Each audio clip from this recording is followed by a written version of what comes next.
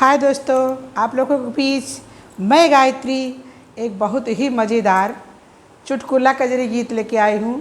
उसको आप लोग ज़रूर से ज़रूर सुनिएगा और लाइक करना, सब्सक्राइब करना, कमेंट करना ना भूलिएगा। दोस्तों एक बार प्लीज़ ज़रूर सुनिएगा। क्या है?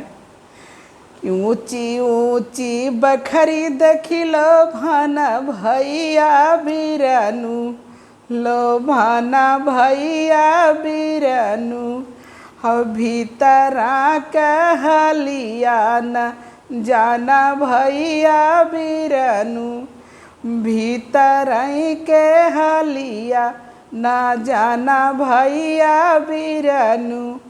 अरे सासू पियाई बीड़िया, ननद पियाई गजवा, जेठानी पियाई ना दरुआ भरी भरी गिलसवा, जेठानी पियाई ना दरुआ भरी भरी गिलसवा, जेठानी पियाई ना।